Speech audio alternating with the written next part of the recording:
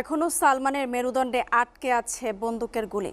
আওয়ামী সরকারকে রক্ষায় মরিয়া হয়ে শিক্ষার্থীদের ওপর হামলা করেছিল পুলিশ। হাসিনা পতনের প্রায় ১.৫ মাস পর এখনো বাড়ি ফিরতে পারেননি আহতদের অনেকেই। চিকিৎসাধীন অবস্থায় হাসপাতালে কাতরাচ্ছেন তারা। রাজশাহী থেকে জিয়াউল গনি সালেমের প্রতিবেদন, ছবি তুলেছেন শরীফুল ইসলাম। স্বৈরাচার হাসিনার পদত্যাগের ঠিক আগ মুহূর্তে গত ৫ আগস্ট দুপুরে রাজশাহীতে বৈষম্য বিরোধী ছাত্র আন্দোলন দমাতে মরিয়া হয়ে একযোগে মাঠে নামে আওয়ামী লীগের নেতাকর্মী ও পুলিশ সদস্যরা।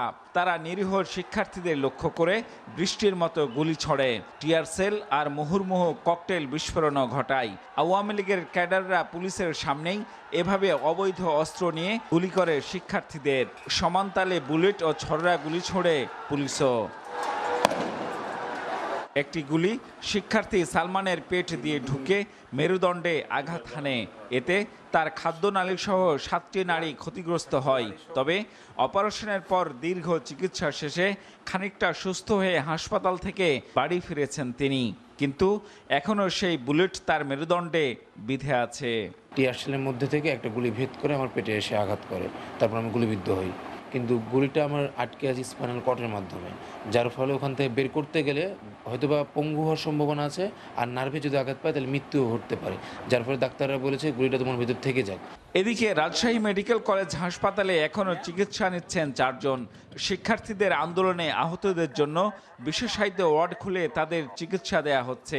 ভর্তি আছেন 3 শিক্ষার্থী ও এক ক্ষুদ্র ব্যবসায়ী। হাসিনা পতনে তারা বিজয় উদযাপনের সুযোগ না পেলেও দেশ স্বৈরাচার মুক্ত হওয়ায় নিজেদের কষ্ট ভুলে গেছেন। অতর্কিত হামলা করে ছোট ভাইকে হেল্প করতে লেগে আমাকে লাঠি কিসের আঘাত আমি নিজেও জানি না। তো 2 তলা থেকে ফায়ার করছিল, তখন থেকে আমার মাথায় 2টা সঙ্গে সঙ্গে ছোড়া গুলি লাগে। আমি আন্দোলনে যোগ দিয়েছি একটা কারণে, এই দেশ থেকে স্বৈরা শাসকের পতনের জন্য। যারা আন্দোলন করছে তাদের আহতদের কোনোভাবে চিকিৎসা দেওয়া না হয়, এবং এটি মেয়র লিটনের একেবারে তত্ত্বাবধানে এটি হয়েছিল। হাসপাতাল কর্তৃপক্ষ জানিয়েছে শিক্ষার্থীদের বিনামূল্যে সব ধরনের চিকিৎসা চলছে। তাদের সবাই এখন ঝুঁকিমুক্ত। স্নায়ুরোধের যে জায়গাটি আটকে আছে, এটা যদি ওখান থেকে বের করতে যাওয়ার চেষ্টা করা হয়, সেক্ষেত্রে সে জীবনোত্তরে পঙ্গুও হয়ে যেতে পারে। সে পর্যায়ক্রমিক একটি ফলো আপে থাকবে এবং এভাবেই সে তার স্বাভাবিক জীবনযাপন নিশ্চিত করতে পারবে। এখন যারা আছেন তারা সবাই স্থিতিশীল রয়েছেন। তাদের সার্বিক চিকিৎসা থেকে শুরু করে যাবতীয় যে পথ্য, অন্যান্য প্রয়োজনীয় সামগ্রী হাসপাতাল থেকে এবং আমাদের হাসপাতালের সমাজসেবা অফিসের মাধ্যমে বিনামূল্যে আমরা সরবরাহ করছি। হাসিনা পতনের